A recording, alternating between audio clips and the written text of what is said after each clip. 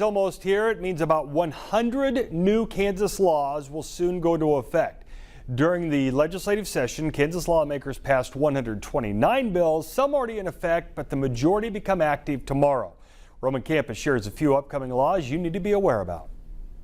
The new Kansas laws are a mixture of bipartisan legislation, plus some of the bills were initially vetoed by Governor Laura Kelly, but brought back to life by Kansas Republicans. So let's start with child care. House Bill 2045 aims to reduce the child care shortage in Kansas by consolidating more than 20 state child care programs into the Kansas Office of Early Childhood. The bill also allows fewer education requirements for some workers in a child care facility.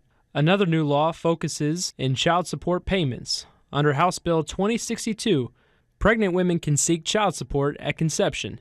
The bill also recognizes unborn children as dependents, qualifying parents for a more than $2,000 income tax exemption.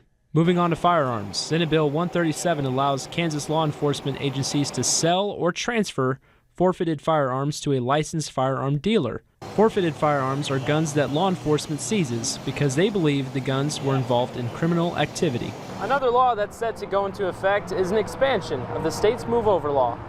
The state's slow-down move-over law previously covered emergency, tow, utility, and maintenance vehicles, but now the new law requires drivers to move over a lane, or if moving over is impossible, slow down when passing a stopped or disabled car with hazards or warning signals. Failure to move over or slow down could result in a $75 fine.